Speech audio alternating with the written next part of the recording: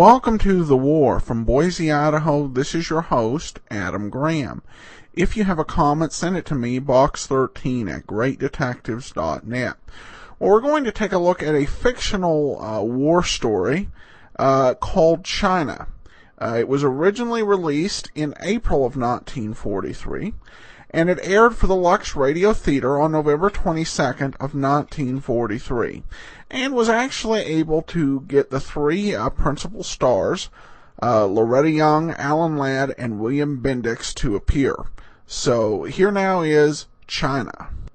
Hollywood.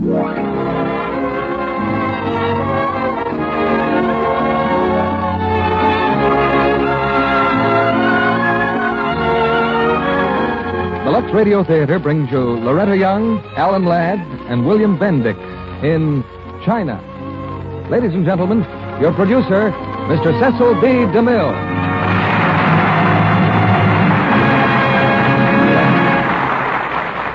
Greetings from Hollywood, ladies and gentlemen. America has been at war for 2 years. But this war, England has been at war for 4. But this war began on the other side of the world.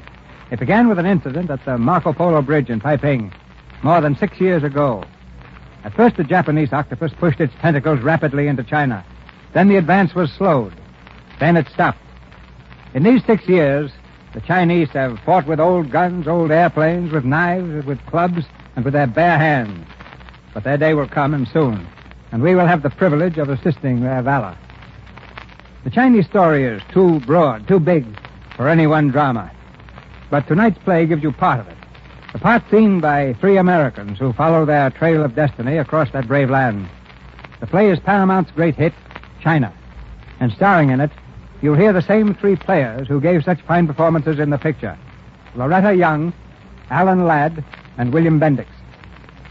Courage oftentimes inspires courage.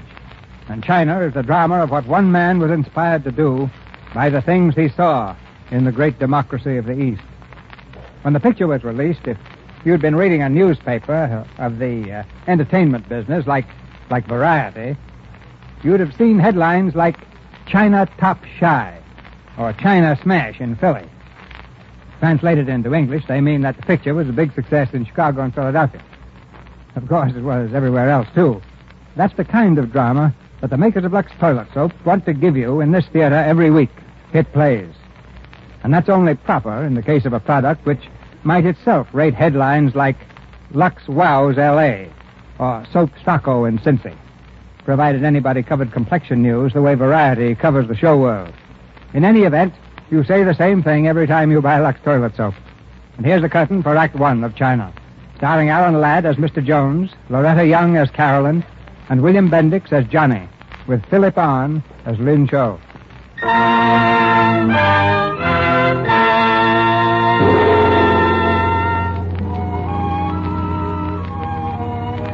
His name was Mr. Jones. He told me his first name once in a few days in China that we knew each other. But when I think of those days, I think of him as Mr. Jones. It doesn't sound very romantic, does it? Sometimes I hardly remember what he looked like. Because in China in 1941, events moved almost too fast for memory. One thing I'll never forget.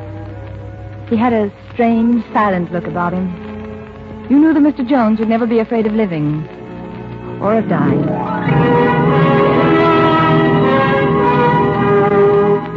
Mr. Jones was in the Chinese town of Meiqi when the Japanese bombers roared over and made a shambles of the small houses and narrow streets.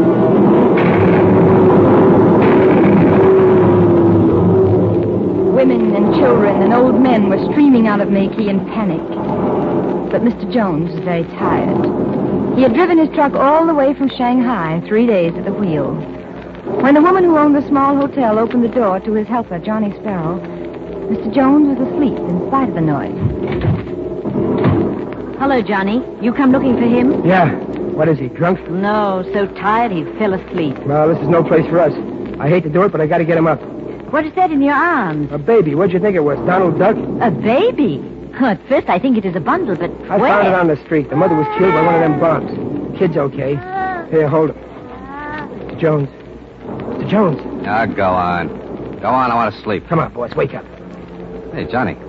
What's the matter? The house pinched? Look, Mr. Jones, the Japs are bombing the town, killing people, blowing the beat daylights out of all creation. If you want to make the coast, let's go. I got the truck outside. It's a good thing that Johnny is saying. Go while there's still a road left to drive on.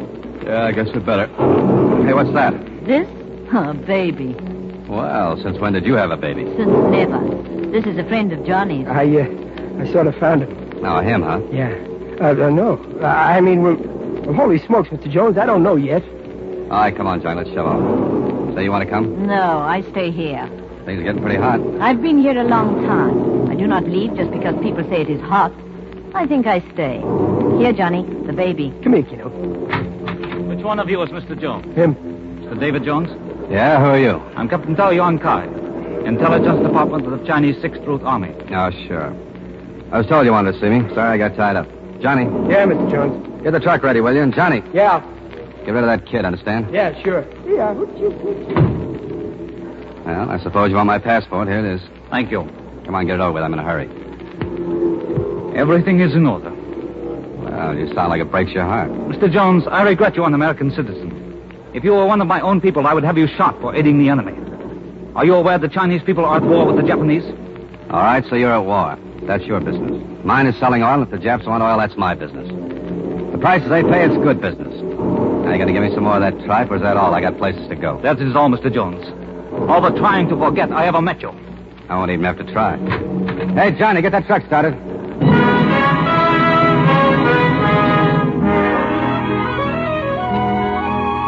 That was how Mr. Jones left Makee in a 2-ton truck.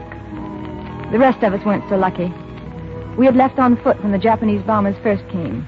The Chinese students and I struggled along with the rest of the poor refugees in the mud and the rain. By 10 o'clock that night, when the truck caught up with us, we'd only gone a few miles. Miss Grant, there's a car approaching.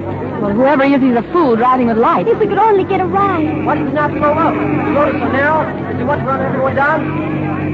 Get off the road! Everybody, get off the road! Stop!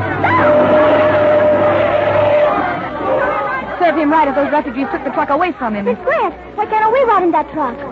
Kenyon, that's a very good idea. Lin Wei, bring the girls along.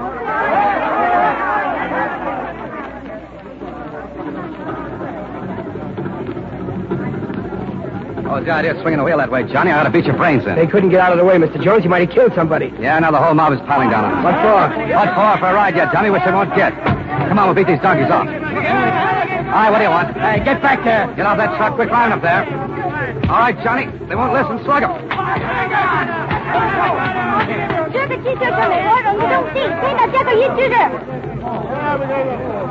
Hey. Hey, they quit. Sure, with your speed and my weight, they'd have a chance. No, you're wrong. We didn't have a chance, Johnny. You there! Turn off those headlights. Hey, who's that? Over there. Jones standing in the light. Boy, what a target for tonight. Did you hear me? Yeah? Well, turn them off. Why? Because lights can be seen. And with Japanese planes around, to be seen might prove very dangerous. All right, Johnny, turn them off. Better. Not so much. I can't see you so well. You couldn't see very well before. If you hadn't stopped your truck, would have killed some of those people. Well, I should have gotten off the road. I see. Lin Wei, Yes, Miss Grant? Now what? you stay here and wait till I get back. You wait too, Lin Wei. Hey, who's the boss lady? She is a very nice lady. Yeah. I got an idea we're going to wait. Yeah, sure we are. Come on, get back in the truck. Might as well stay out of the wet. No sense wasting gas. Hey, what's that? The baby, Mr. Jones. I had it right on the seat. It must have waked up. Come on, fella. Attaboy. I thought I told you to get rid of that. Have you ever tried to get rid of a baby? Especially a Chinese baby. I tried to, but, well, everybody seems to have plenty of them. You hungry, fella? Here you are. Hey, what are you feeding it? Sugar. I had some in my pocket. Won't hurt him now, will it? If you don't give him too much. Now, what are you asking me for? Tough guy. All right, we can go now. Lin Wei. Yes? Lin Wei, you ride the front bumper. If you see any bomb craters or any other trouble, signal me with your flashlight. Yes, miss. Now, wait a minute. I'm not driving this road in the dark. Now, nobody asked you to. You know, the Chinese have an old proverb.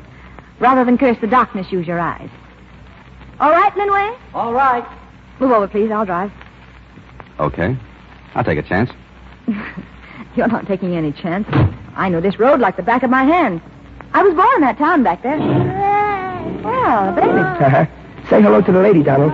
Is that his name? Yeah, that's what I call him, Donald Duck. Oh. Well, hold on, Donald. We're going for a ride.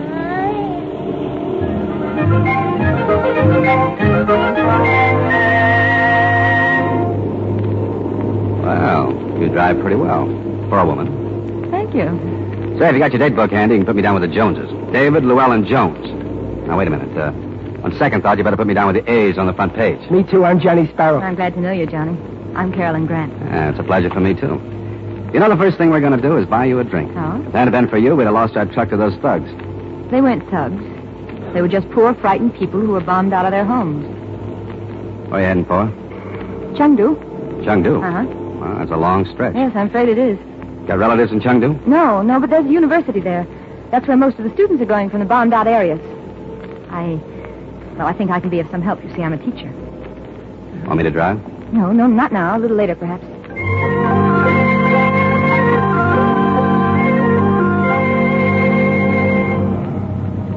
They sure make a pretty picture, don't they? Who? Them two asleep, Miss Grant, Donald Duck. Yeah. Want me to drive?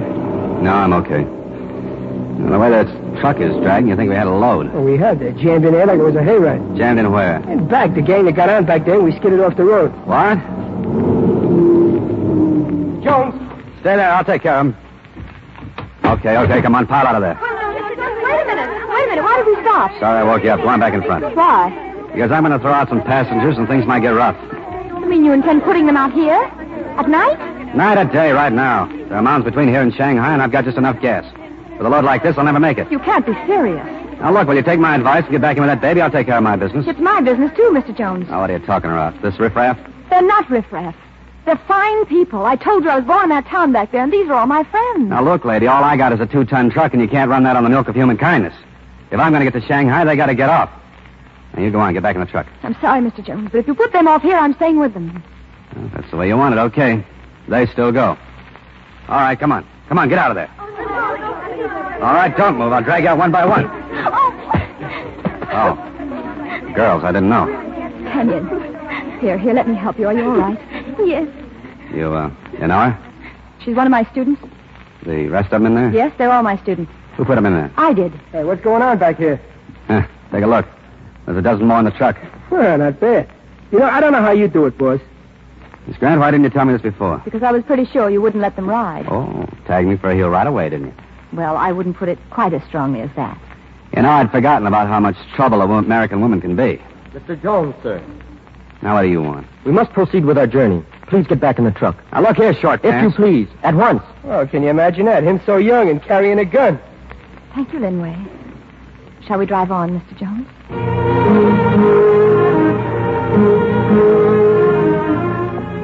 Mr. Jones drove all night. The rain stopped and the road began to wind through hilly country. At dawn, we stopped again. We were in a ravine, and a Chinese cart was drawn up broadside, blocking the road completely. 2 tall Chinese stood beside the cart, looking at a broken wheel. Hey, you. Get that junk heap out of the road. Hey, Lin Wei. Tell him to get it off the road or I'll knock it off with the truck. Who is this gentleman, Wei? An American who sells oil.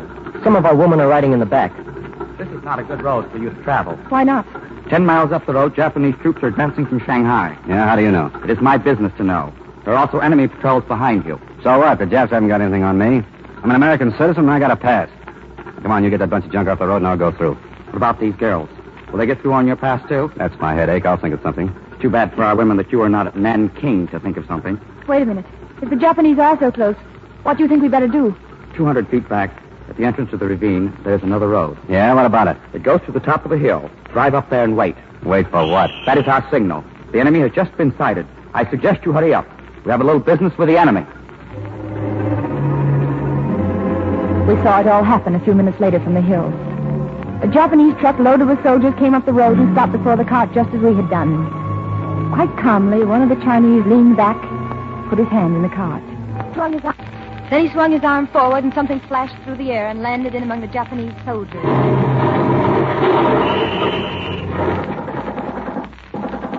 All finished. Hey, you cleaned those Japs right out. Who are those 2 guys running the show, you know? Very well indeed. They're my first and second brother. Yeah? Medical student at the university. We're with Miss Grant. I also studied English. For an American, Miss Grant has many unusual qualities. Oh, meaning I don't have, huh? Well, I guess you figured out by now I don't like you very much. Oh, that's perfectly okay, Mr. Jones. I don't like you either. Say, Mr. Jones. Come on, get back in the back of the truck. Yeah, Roll sure, it. but, well, if I ask you something, you won't get mad, will you? No, but if you start asking me Now, you once see, more... there you go, getting mad again. All right, what is it? Well, it's about Donald Duck. Who? The baby. His Grant says that Donald has absolutely got to have milk. Do I look like a guy that's got milk? No, but Tan Ying says that And her who? folks... Tan Ying, the girl you dragged out of the truck. Her folks got a farm up the road a piece, and they also got a cow. You know, in China, Mr. Jones, cows don't grow on trees. It's on the road? We pass right by it. Okay, we could do with a little stretch. We'll go to the farm.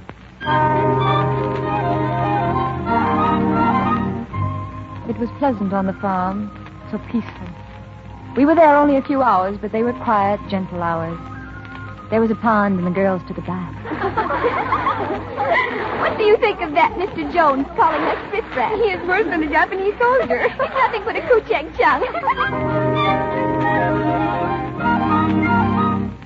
We gave Donald a bath, too, in a wooden wash tub set on the hard-packed dirt floor of the farmhouse.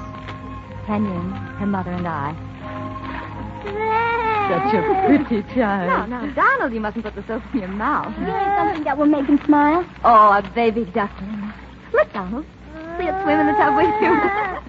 Oh, Mother, it is so wonderful to be back on the farm with you. Back home. It is a nice visit, Ten-Ying. I wish I could stay always. Kenyon, you can't. Yes. Yes, I know.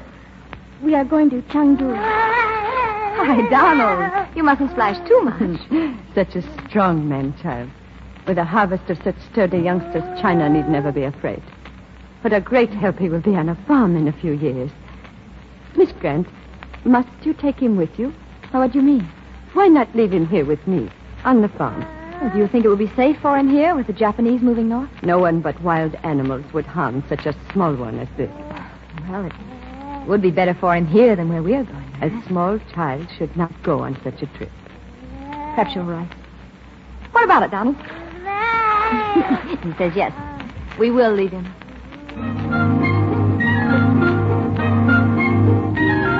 And later, out in the small thatched barn, Johnny Sparrow was milking the cow. You do it so easily. Isn't milking difficult? Ah, it's all in a touch. Some folks got it, some folks ain't. Me, I guess I got it. Oh, Cows I've milked that stretch from here to Klamath Falls, Oregon. That's where I live. Ain't never had a complaint yet. I bet they miss you. I don't know about them. Right now, I'm so darn homesick I could bust out crying. Oh, Johnny. It's just being on this farm, I guess. Got me all of a sudden. What's it like? Your farm, I mean. Well, take this old cow here. Smell of grass early in the morning, fresh cut hay. Pine needles on a hot day. A cool breeze coming up off the lake. Mix them all up with the smell of hot cornbread and bacon frying and coffee. Well, that's my home. Oh, it sounds wonderful. You bet it is. Well, Bossy, I guess we got enough milk for Donald for now. Johnny, will you do something for me? Sure. I want you to help me persuade Mr. Jones to take us to Chengdu. Well, that's kind of a large order, Miss Grant. Is it? Yeah, besides, I was kind of counting on getting to Shanghai myself. I want to catch a boat home for Christmas. Oh. I even wrote my mom. Oh, well, never mind. Well, Miss Grant, just a second. Yes, Johnny? About my going home, you don't need to let that bother you. The thing is, Mr. Jones. You don't think you could be talked into it, eh? When that guy makes up his mind, nothing short of beating his brains out will change it. Right now, he's set on Shanghai, and, well, nobody ever beat his brains out yet. There's always the first time, though, Johnny.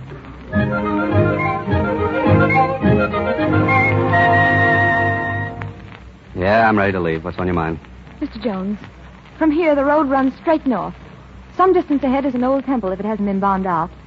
And just beyond the temple, the road divides. Now, one way heads east. That's a 2-day trip to Shanghai, which is full of Japanese, as you know. The other way is a 7-day trip to Chengdu, where all the girls can carry on their work without any danger from the Japanese or their bombs.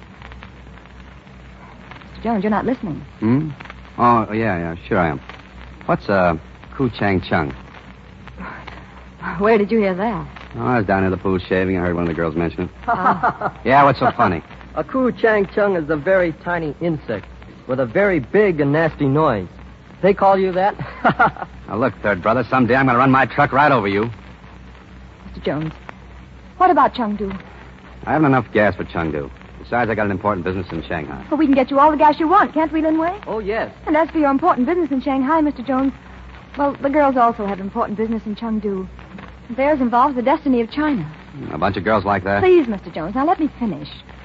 They're students. They're just a few out of many thousands, but they're being trained for a very special job. To educate millions of Chinese. To teach them how working together they can build a new China. Oh, Mr. Jones, you and I are Americans. Our forefathers fought and died for a new America. And you really ought to stop calling yourself an American if you can't help these people now. They're fighting and dying and struggling for a new China, a free China. Dad, it is the Chinese soldiers. They are marching on the road. Hey, who's that in front? Don't I know those two? Yes, it is first brother and second brother. Oh, they brought a lot of help with them this time. Who are they, anyway? They're Chinese guerrilla fighters. Nice lyrics. Oh, yes, they're wonderful. Yeah, what do they mean? Just what we were talking about. That's the song of the new China. It means we'll dig ditches, we'll build roads. Blood and sweat we'll freely give for a new China, free and strong.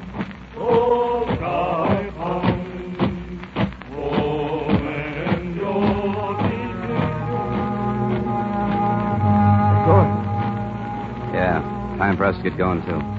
Which way, Mr. Jones? Shanghai or Chengdu? I'll take you as far as the temple, but I'm going to Shanghai.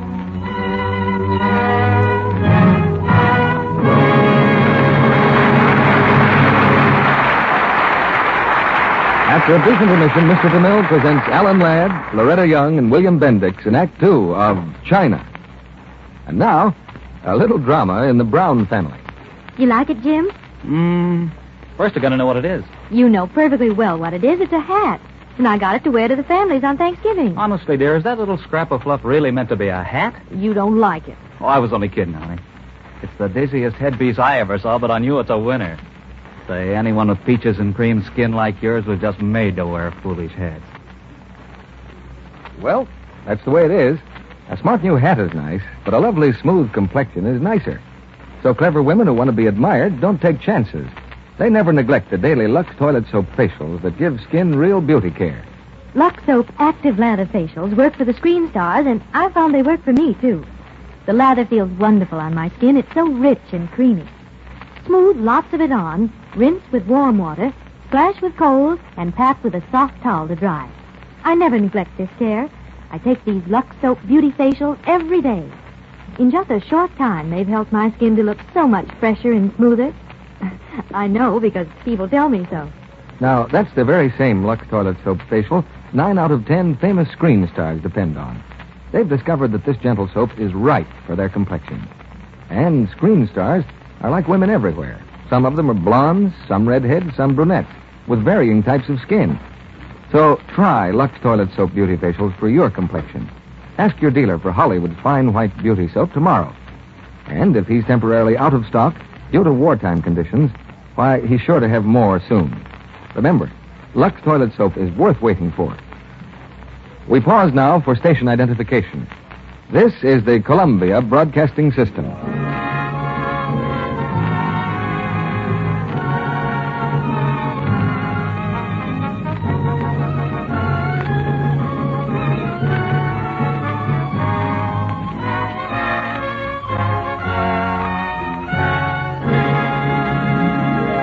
Act Two of China, starring Loretta Young as Carolyn, Alan Ladd as Mr. Jones, and William Bendix as Johnny.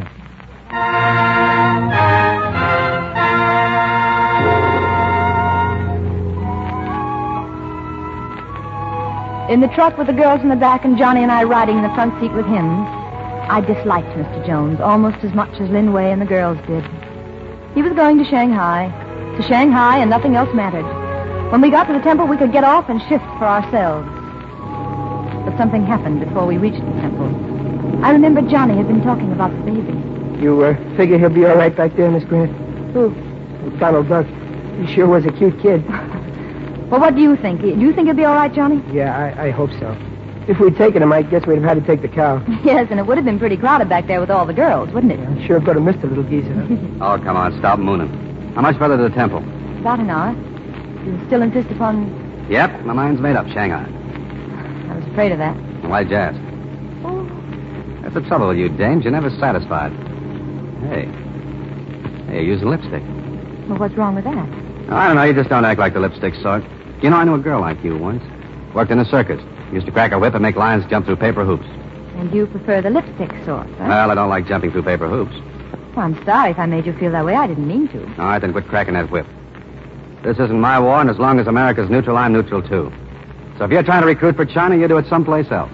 Not in my truck. Mr. Jones, I'd like to show you something. Here, take a look at this picture. I'll watch the road. Isn't that Sankai? Yes, that's right. Who's the other guy? My father. They were great friends. They were two of the finest men that ever lived. You know, my father was a young man. He was very much like you. Same ideas. Oh, thanks. He was arrogant, opinionated, and completely wrapped up in himself. Oh. I thought you said he was a great guy. Oh, he was. Afterward. After what? After he left the consular service. What made him switch from that racket? He found out that the people of China were being exploited. The foreign interests were stealing them blind. Yeah, he must have been in a swell spot to see the shakedown. He quit, huh? Yes, he quit after he met Chiang Kai-shek. And then he spent the rest of his life working for him. In my way, I'm trying to do the same thing. You say I'm recruiting for China. Well, I guess I am. Well, don't try to recruit me. The Japs have always been good business, and you can't expect me to hate them for that. You know, matter of fact, I got a couple of pretty good friends in Tokyo. Hey, boss, there's a plane up there diving down on us. Stop the truck. Hey, you're telling me. Go, get out of the truck. Get off of the road. Stop and lie down. Line the rock. Down, everybody, down.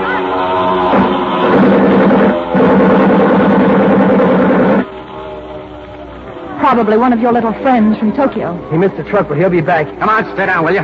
He's circling, starting back this way. Hey, those aren't his machine guns. He's hit. They hit the plane.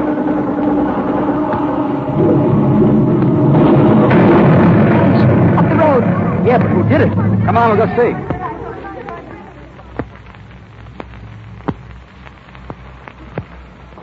Yes, that is correct. We shot it down. Well, you guys really got here in a hurry. You did all right, too.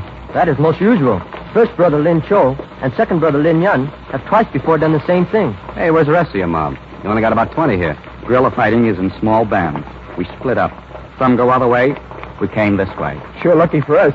Mr. Jones, one of the girls was gone. Somebody shot? No, it's Tan Yin. She dropped off the truck a long ways back. I just found out about it. She went back to her farm. If it's all right with you, Mr. Jones, I'm going back to get her. You what? She went home, didn't she? What are you worrying about? Well, the Japanese troops may go there. Now, look, you left the baby there, didn't you? That's different.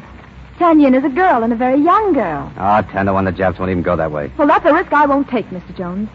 I've talked to girls who escaped from Nanchow, and I've also seen some who didn't escape. We've got to go back and get her, that's all. She's right. We better go. Now, wait a minute, you two. You talk as if going back to that farm was like driving down to the corner drugstore, and if you think I'm There's gonna... no use you flying off the handle, Mr. Jones. You say it's okay for me to go back, okay. But okay or no okay, I'm going anyway. Come on, get away from that truck. Now, take it easy, boy. Somebody's going to get hurt. You asked for it. Oh. I told you somebody was going to get hurt. It had to be me. Come on, get up. That clip on the chin was just for opening your big mouth. I was going anyway. Me and Miss Grant.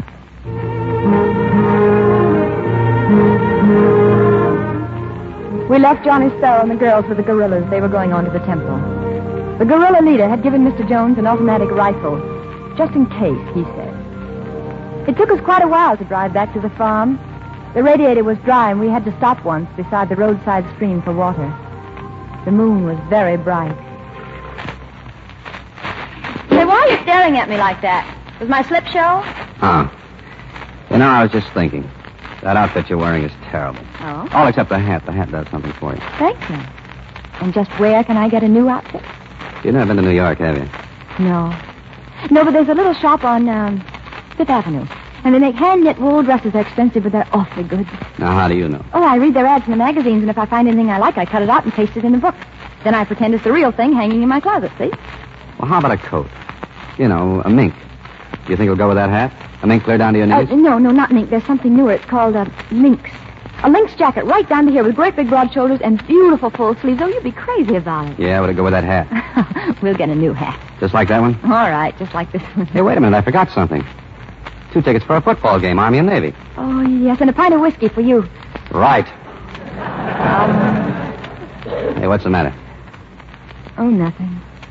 For a minute, it all sounded so real, it made me feel kind of funny. Come on, let's go.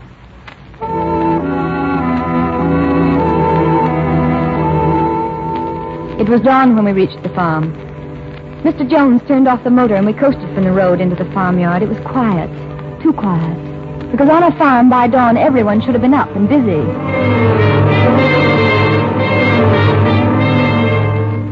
Then we saw why it was too quiet. There were Japanese motorcycles parked outside the door. And when we got to the doorway, there were 3 crumpled bodies lying where they'd been shot down with their blood staining the ground. 2 old people and poor little Donald Duck. Kenyon. Come on. All right, come on out of there. Please, you English? All right, the 3 of you, up against that wall. Kenyon. She all right? Darling, you're all right now. You're all right, Kenyon. Come on, get her out to the truck. Come on. Nobody's going to bother you now. Come along, dear. Oh, please, you...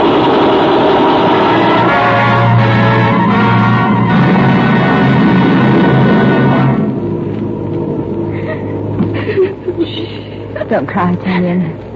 We're coming to the temple now. All right, hold on, we're turning. I'm glad you were with me, Mr. Jones. I'm glad you saw what happened. Because somehow just hearing about those things doesn't mean much, does it? Yeah, it's different seeing it. And I wish everyone in America could have seen it. Everyone like you. So wrapped up in themselves, so smug and secure and self-satisfied. They think this isn't their war. Well, anytime these things happen, it's everybody's war. And what's happening here can happen in America, too. Why can't they wake up and see that? I don't know. Here we are, Tanya. Mr. Jones, help me to carry her into the temple. How is she, Miss Grant? I don't know. I don't think she wants to live. Miss Grant? Miss Grant? Yes, dear, it's all right. What is that sound? Like little silver bells. It's the wind glass. See it? The evening breeze sets the glass strips tapping against each other. See it? Yes.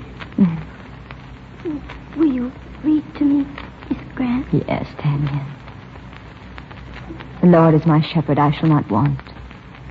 He maketh me to lie down in green pastures. He leadeth me beside the still waters. He restoreth my soul. He leadeth me in the path of righteousness for his name's sake.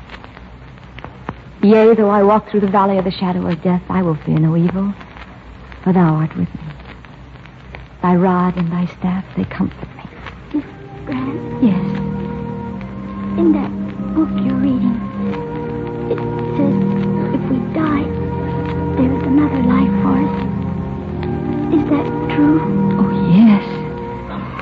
Yes, that's what our Savior meant when he said if we believe in him, we shall never see death. Oh, you can believe that with all of your heart, Tanya. Finish it, please. All right. Surely goodness and mercy shall follow me all the days of my life, and I will dwell in the house of the Lord forever. Tanya.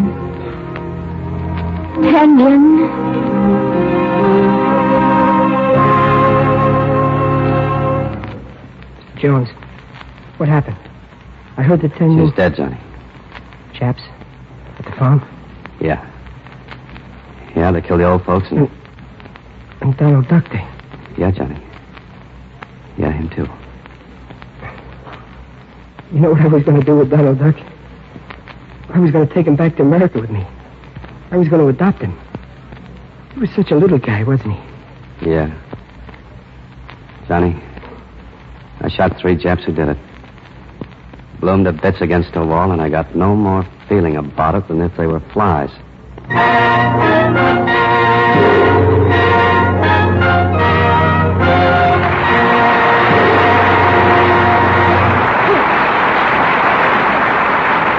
In a few minutes, Mr. DeMille and our stars Alan Ladd, Loretta Young, and William Bendix will bring us Act 3 of China. Mothers are wonderful people, especially in a situation like this. Hello. No, she's a little late tonight, but I expect her any minute. Is this Bill? You home on me? Oh, how wonderful. Of course she'll want to see you. Goodness, Martha will be fagged out when she gets home from the plant. Lucky there's plenty of hot water. I'll unwrap a nice new cake of Lux soap. She'll have time for a real beauty bath. A very fine planner, Martha's mother. She knows there's nothing like a luxurious Lux toilet soap bath for a quick pickup after a hard day's work. The generous, creamy lather carries away dust and dirt in a twinkling. When Martha steps from a beauty bath, she'll be refreshed. Her skin will feel exquisitely smooth and soft. And later in the evening... It's wonderful dancing with you again, Martha. You're just about the sweetest thing I've ever known. Next time you're all tired out and have a date to keep, relax for a few moments in a fragrant, delightful Lux soap bath. It makes you sure of daintiness, sure of skin that's fresh, really sweet. Lovely screen stars say they love the delicate perfume Lux toilet soap has, a flower-like fragrance that clings lightly to the skin. Why not let this satin smooth white soap make your daily bath a real luxury? An inexpensive one, too, for thrifty Lux toilet soap is hard milled.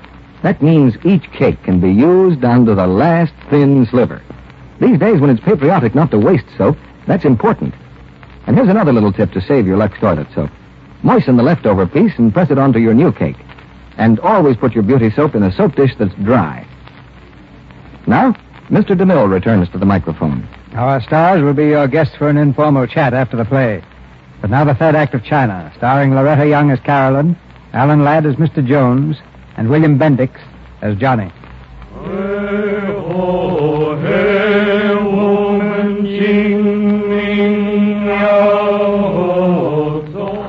We buried Tanya near the temple, with the voices of the Chinese guerrillas covering the sound of the earth as it fell on the crude wooden coffin that we'd made for her. That night, Lin Cho stopped Mr. Jones beside the truck. Mr. Jones, may I speak with you a moment? Look, I'm in a hurry. I got 3 Jap machine guns off those rats at the farm. I got them in the truck, and I'm going to start using them. You've changed. The Japanese no longer are your friends, eh? Yeah, what about it? The guy can just take so much... Easy, Mr. Jones. In fighting the Japanese, most of all, I have learned patience. Maybe you have, but I haven't. If you want to fight, listen. I have learned there's a full Japanese division advancing along this road. I have orders that they must be stopped. Yeah, who's going to stop them? We must. Oh, that's fine. 30 against a full Jap division. Well, that ought to be a cinch. They will pass along a deep, narrow ravine. If they get through that ravine, they will be able to attack the flank of the 5th Chinese Route Army. Hey, a ravine, huh? Well, can't you block the road, maybe, with dynamite? Yes, but we have no dynamite. Oh. But there is a repair party of 50 Japanese working at a bridge not far from here. They have plenty of dynamite. $50, 30, huh? Well, come on. What are we waiting for? Let's go take it away from them.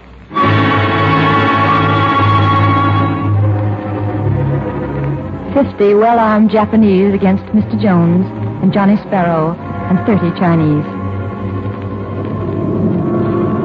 There they are, Lin Cho. It's not going to be easy. No. But our need for the explosive is greater than theirs. Ready? Ready.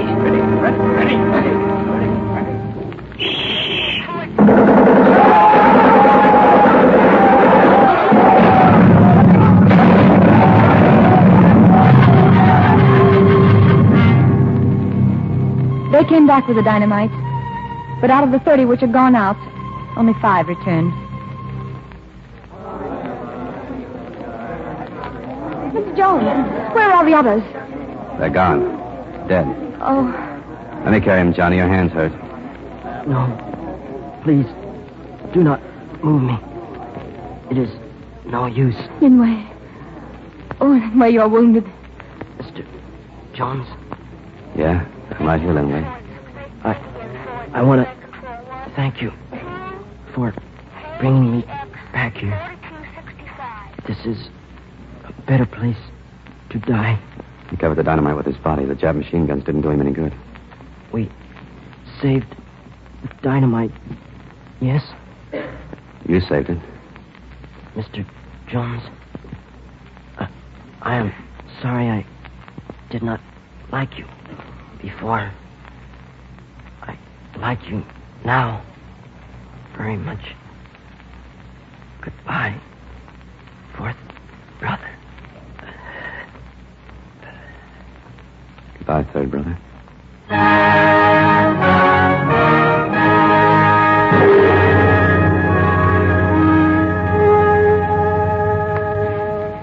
Well, there you are, Johnny.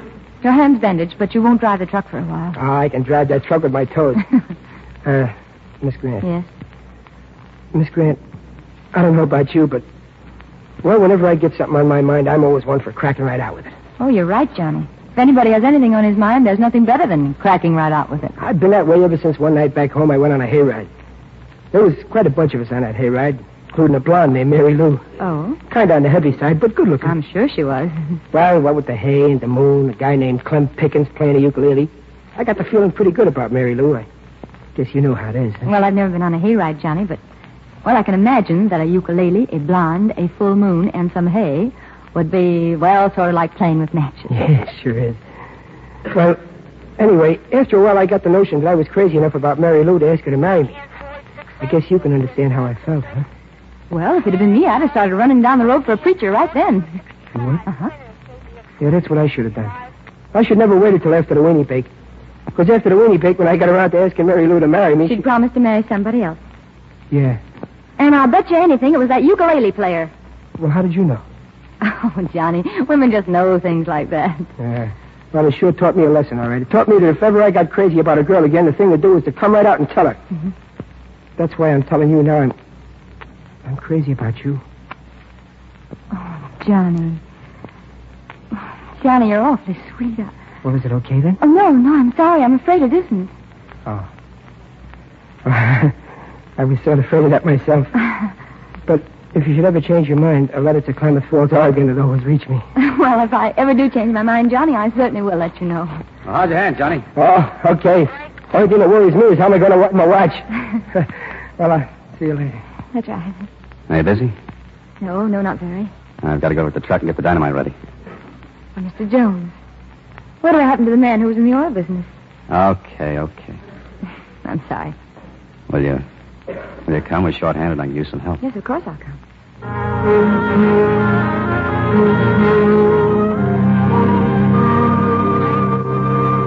Oh, I see. You tie several sticks of the dynamite in a bundle, and then you attach a fuse, huh? Yeah, give me 4 more of those sticks. There you are. See, it's like this. Oh? Then we dig holes in the side of the ravine and put these in them. Uh-huh. Then we hook them up on a wire to this box with a plunge on it. And when you press the plunger? Yes, sir, that does it. I see. That kicks it off, and more dirt rolls down on Hirohita's men than they can dig out of in a week. A regular avalanche. Hey, I ought to wrap these things up as Christmas gifts. Christmas isn't very far off, is it? Less than 3 weeks. Who's going to set off the dynamite? Well, there's only 5 of us, and Johnny Sparrow's a bad hand. Guess we'll all have to go. You'll need me. Now, look, you stay here with the girl. But you'll need me. Johnny can't drive the truck with his wounded hand, and the Chinese can't drive it. You're the only one, and if you're busy with... We'll talk about it later. When do we leave? Just before sunup. We haven't got much time, have we? No. Things by time, Mr. Jones. Our whole lives could be lived as beautifully in 5 minutes as though it had lasted 100 years. And sometimes a whole lifetime goes by without a single moment of happiness. Yeah. I never thought of it that way. Sometimes time stretches like a rubber band.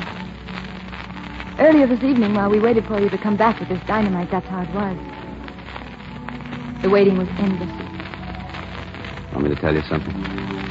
What? Down there tonight, all I could think of was you. When things got hot, I made sort of a vow. Just like some men who swear they'll burn a candle before the strain of their patron saint. You, want to know what that vow was? Yes, I do. Well, I swore that if I got out alive, I'd come back to you and tell you that I loved you. And I love you, too. Oh, Mr. Jones, why don't you put down that dynamite and kiss me?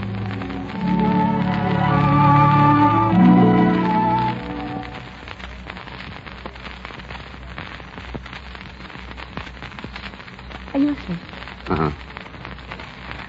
Oh, what's it feel like to feel a little drunk? Wonderful. Then I think I'm a little drunk. Good. Do you know that you have a little lump on your nose? I can feel it. Mm-hmm. It was broken. Oh, how did it happen? Oh, it's a sordid story. Tell me. You're too young. Oh, please tell me. Well, it involved another young lady. Oh? Was she pretty? Oh, boy, she was sensational. She had a twin sister, too. Were you in love with her? Yep, I was crazy about both of them.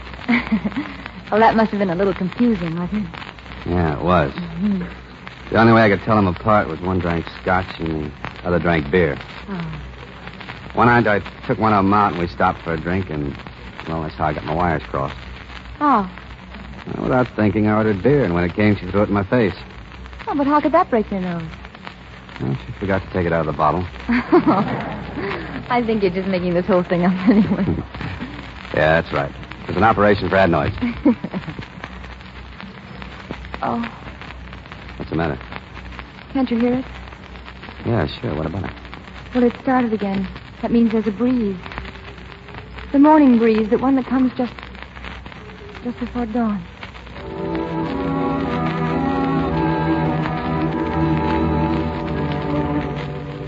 In a few minutes later, we started out. The girls stayed in the temple. There, of course, was an argument about my going, but Lin Cho agreed that I could be of some help driving the truck. It was sunrise by the time we reached our destination, a high, rocky plateau overlooking the main road on which the Japanese would soon be coming. As we walked along the edge, carrying the dynamite and the crowbar to use to plant it on the rock, I could look down on the road below us. The ravine was 1,000 feet deep, as if it had been slashed by a titanic knife. Sheer stone walls standing on end, enough to bury an enemy. We stop here. This spot is good. Yeah, this looks okay. We need to look out to watch for the enemy. I guess that's me. Can't do much digging with this hand, huh? Here's a pair of binoculars, once the property of a Japanese officer. Well, I don't know why I need those. With Japs, you can smell them coming. I'll swing out. All right, let's get busy. We can plant the first bundle of dynamite right here.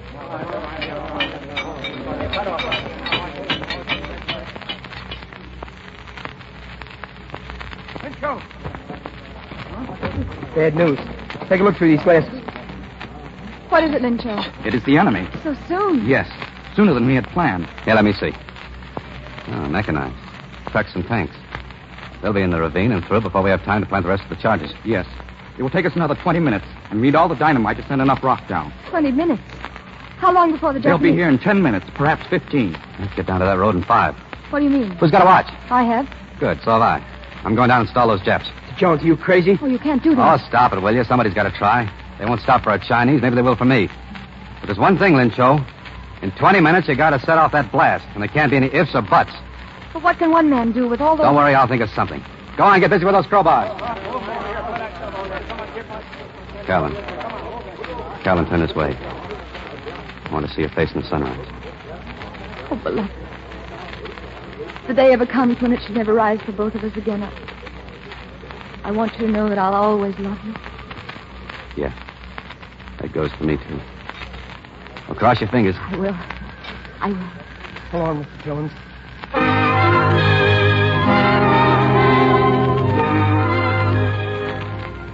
We saw him on the road 5 minutes later. I think he waved up to us, but he was so far away it was hard to be sure. When the head of the Japanese column came around the bend, he was standing in the center of the road. Hey, wait a minute. Hey, General. Good morning, General. You speak English? Hold on. No, let him approach. Well, thanks, General. All Japanese officers speak English. I stopped because I am curious about you. Why have you presumed to halt us? Oh, I'm out of gas. I got a truck a couple of miles down the road. Oh, do you by any fortunate chance happen to have American cigarettes? Huh?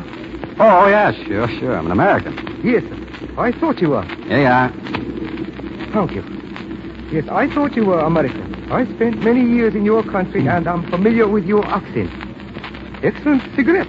Oh, here. Come on, take the whole pack. Oh, I would not dream of depriving you of a treasure so hard to come by. Now, look, you'll be doing me a favor. In that case, very well. 1,000 francs. How do you like America, General? Very much.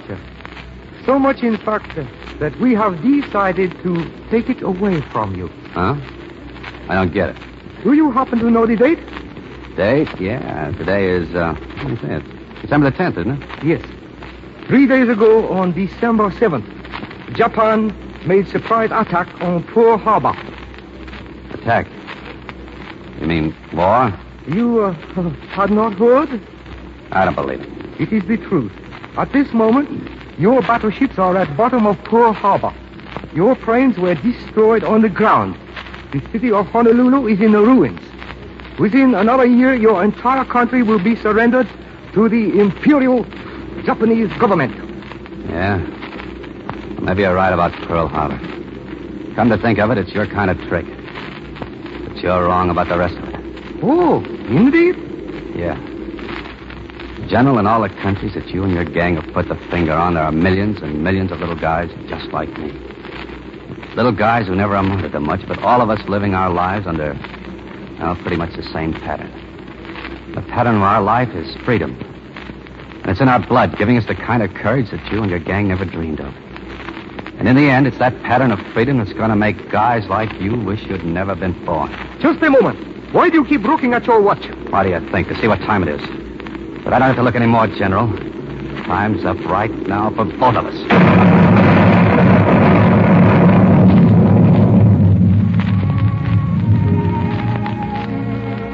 When the dust settled, the road had disappeared under a mass of broken rock. The avalanche had buried them all. The last I saw through the binoculars of Mr. Jones, he had lifted his arm and flipped his cigarette into the General's face. I only knew him for those few days, and now he's gone. But I see him everywhere. I'll always see him. I'll see him marching along with the Chinese guerrillas as they sing their song, marching with all the people who fight for freedom, because he wasn't afraid of dying. To me, he'll never die.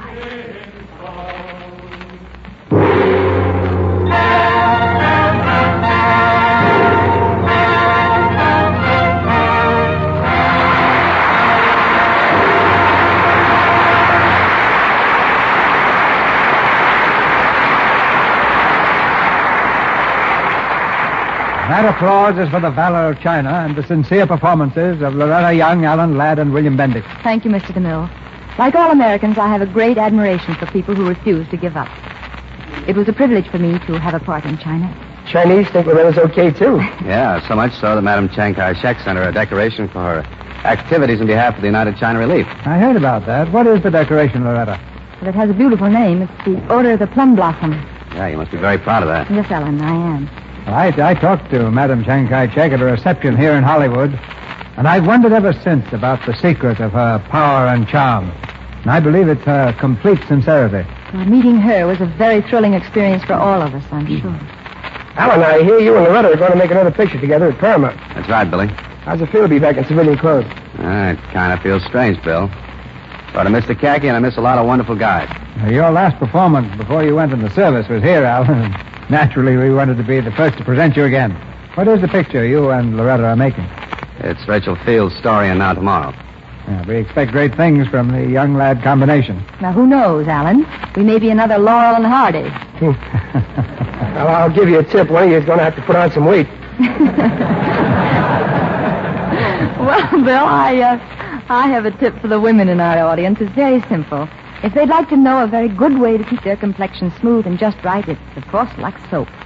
I've used it for a long time. Now, the Chinese say one picture is worth 1,000 words. You're worth a good many thousand in praise of Lux toilet soap, Loretta. Now, I have a tip on next week's play. It's one of the screen's current dramatic hits, the RKO picture, The Iron Major. And our stars will be Pat O'Brien and Ruth Warwick. The Iron Major is the story of Major Frank Cavanaugh, hero of the First World War and famous football coach of Boston College and Fordham. And next Monday night, we'll bring you the original stars of the picture, Pat O'Brien as the Iron Major. Well, that's a great way to top off the football season, CB. Good night. Good night. Good night. Good night. Good play is in good hands tonight.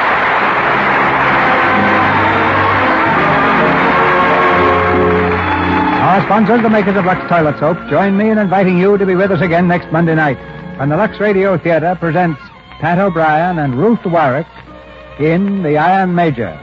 This is Cecil B. DeMille saying good night to you from Hollywood. The picture China was based on an original story by Archibald Forbes. William Bendix will soon be seen in the 20th Century Fox picture Lifeboat. Philip Ahn will soon be seen in Cecil B. DeMille's Technicolor production of The Story of Dr. Wassel. It's been a real thrill hearing Loretta Young on our program tonight. So how about another visit with her tomorrow evening on the George Burns and Gracie Allen Show? Yes, charming Loretta Young is going to have her hands full of critical situations when she enters a laughable, lovable Burns household. Check her newspaper for the time and station tomorrow night. Heard in tonight's play were Barbara Jean Wong as Tan Ying, Tom Lane Jr. as Lin Wei, and Helga Murray, Fred Mackay, B. Benaderet, Charlie Lung, Trudy Marson, Marjorie Davies, Leon Ledoux, Charles Seal, Stanley Farrar, Robert Harris, and Bob Haynes. Our music was directed by Louis Silvers. And this is your announcer, John M. Kennedy, reminding you to tune in again next Monday night to hear Pat O'Brien and Ruth Warwick in The Iron Major. Welcome back. This was not a perfect movie. I think the end was a bit hard to swallow. Particularly because the general knew that the U.S. was now at war with Japan and was actually surprised that Mr. Jones didn't know that. So why would he be uncautious about the possibility that the American had joined forces with the Chinese guerrillas? That said, this really does show how the situation in China was viewed, as well as Hollywood's general focus on avoiding isolationism in the future. I also thought William Bendix was pretty good in here, just the warmth of the character he played, just extremely well done, and some great emotional moments. And we'll definitely be returning to the Lux Radio Theater throughout the rest of the podcast. That will do it for today. If you have a comment, email me, box13@greatdetectives.net. I welcome your story or that of loved ones who served during World War II. Ken Curlin provides our opening theme music, KenCurlin.com. I am your host, Adam Graham. This series is provided as a service of the Great Detectives of Old Time Radio, GreatDetectives.net.